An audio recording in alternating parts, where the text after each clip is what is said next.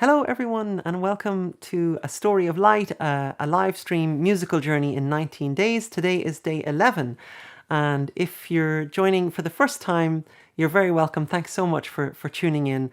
My name is Luke Slott. I'm a musician in Dublin, and I mainly focus on setting to music the Baha'i sacred writings. And for the first 19 days of March, I'm doing this series of live streams here at AP Studios in the Dublin Mountains. In preparation for the release of my new album, Home of Light, which is a collection of songs based on the writings of Abdul Baha. And if you're not familiar with Abdul Baha, he was the son of Baha'u'llah, the founder of the Baha'i faith, and he's really cherished as an example and a role model to Baha'is and friends around the world. And 2021 marks the centenary of his passing. So hence the new album in his honor coming out later this year. So as usual, all the previous episodes are linked in the description below, so you can always watch them in your own time. If this is your first time watching, these live streams usually last about 15 to 20 minutes, and I'm doing a bit of storytelling, and I play a song based on the Baha'i writings at the end of each part of the story. So I hope you enjoy today's chapter. So yesterday we had reached another major crisis in the story. Baha'u'llah's brother, Mirza Yahya, consumed with his desire for leadership and really enraged by the ever increasing prestige that seemed to just accumulate around Baha'u'llah wherever he went, had taken his envy to its ultimate expression, and he had tried, and fortunately failed, to kill Baha'u'llah. And although this betrayal by Mirza Yahya broke Baha'u'llah's heart, it did not break his will. And throughout Baha'u'llah's life, there was this repeated pattern of crisis and victory, and crisis and victory, and crisis and victory. And this pattern was like this dynamo of energy that just propelled his mission forward. And often it seemed as if the greater the crisis, the greater the victory. And Baha'u'llah wrote about this in very kind of profound mystical terms during the Baghdad period, when he wrote, Anton, if you can put up the first slide, please. He wrote, "My calamity is my providence. Outwardly it is fire and vengeance, but inwardly it is light and mercy."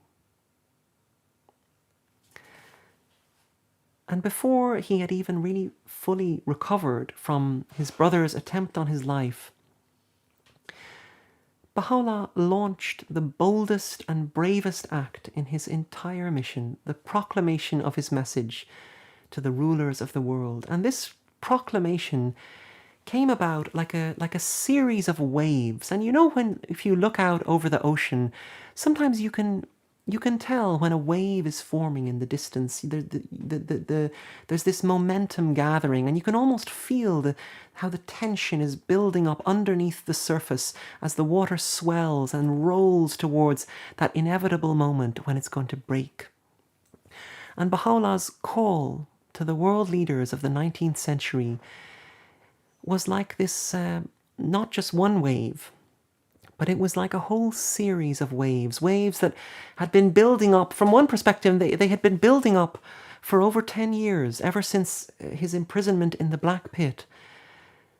But from another perspective, these waves had been building up for thousands and thousands of years of recorded religious history. And those waves were now about to break on the consciousness of the most powerful rulers of the world. And Antimo, if you can put up the next slide, please. Shoghi Effendi tells us in God Passes By, "Though he himself was bent with sorrow, and still suffered from the effects of the attempt on his life, yet undaunted by the blow which his cause had sustained, and the perils with which it was encompassed, Baha'u'llah arose with matchless power, even before the ordeal was overpast, to proclaim the mission with which he had been entrusted to those who in East and West had the reins of supreme temporal authority in their grasp. And so, beginning in the 1860s in the city of Adrianople, his third place of exile, Baha'u'llah sent this series of letters, they were known as tablets, to all of the most prominent world leaders of the 19th century, like a series of great waves rolling out from the ocean of his writings. And he wrote to Queen Victoria in England. He wrote to Napoleon III in France. He wrote to Kaiser Wilhelm of Germany and Emperor Franz Joseph of Austria. He wrote to Tsar Alexander, the all-powerful ruler of the Russian Empire. And he wrote to those two despots who were both directly responsible for his exiles. On the one hand, the Sultan Abdul Aziz of the Ottoman Empire, and on the other, Nasruddin Shah, the ruler of it, the king of his own homeland, Persia. He also wrote to the presidents of America, and he even wrote directly to the Pope in Rome.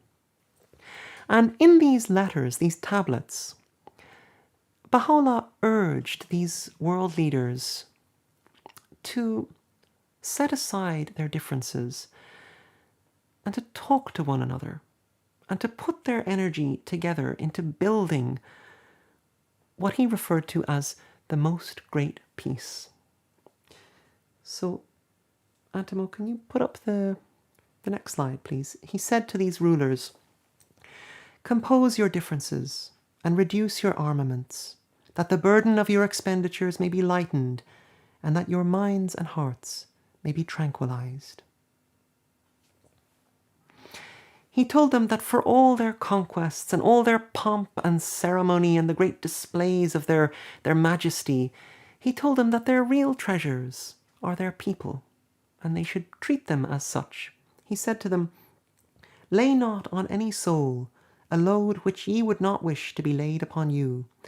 And he insisted that it is the responsibility of rulers to take special care of the poor and vulnerable in their societies, telling them, "The poor are the trust of God in your midst.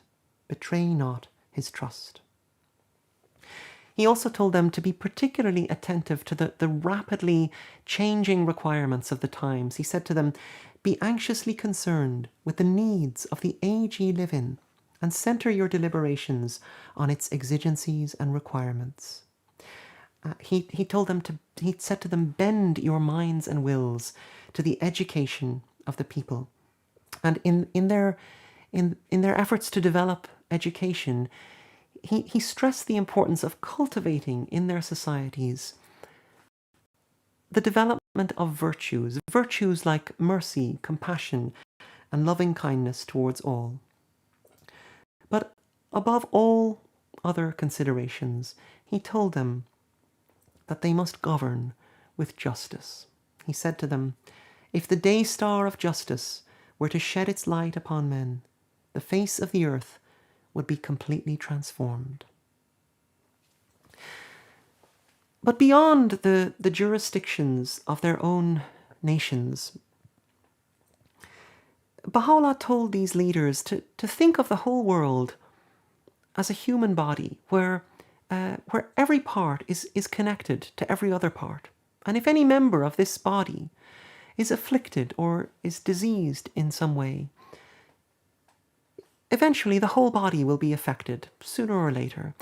And I think that the fact of this interconnectedness of the whole world is becoming more and more obvious to us all in the times that we're living in.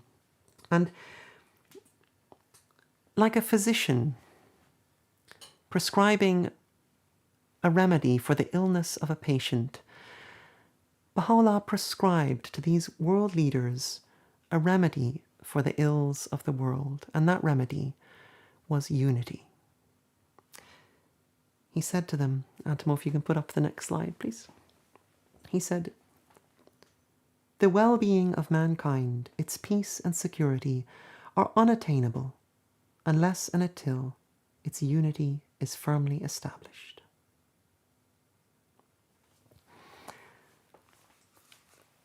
And as I've been reading about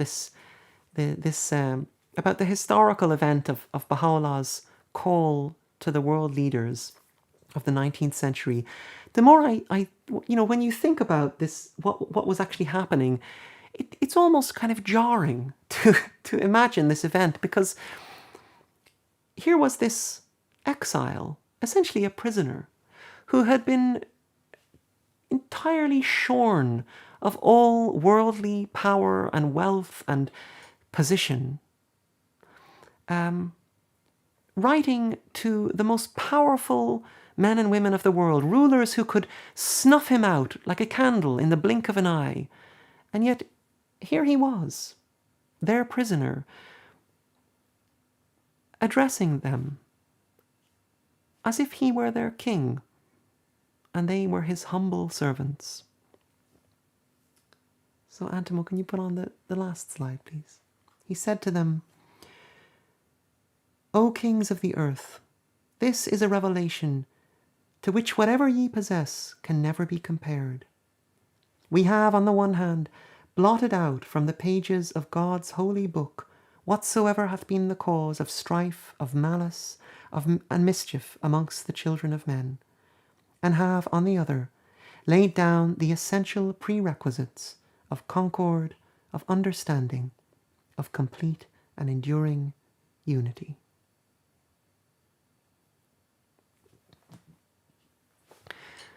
And so for today's song, I'd like to sing for you a prayer of Baha'u'llah for unity. And so if you've been fasting today, or if you are fasting, I hope you have a very good fast, and I hope you'll join me tomorrow for day 12 of A Story of Light. This piece is called The Light of Unity.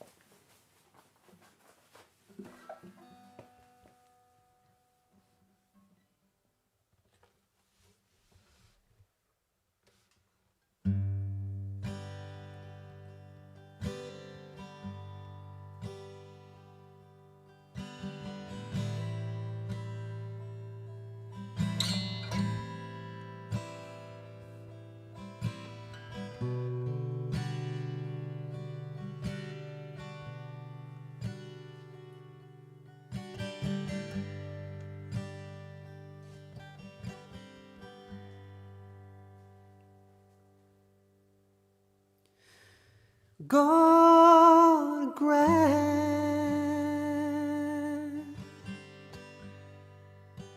that the light of unity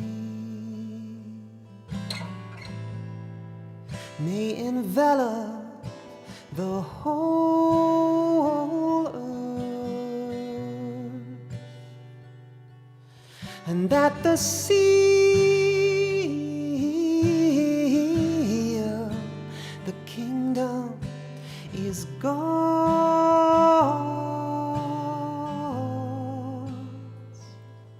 may be stamped upon the brow of all its people. God grant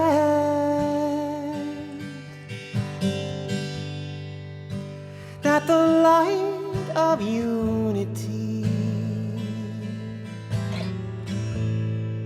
may envelop the whole earth, and that the sea of the kingdom is God's,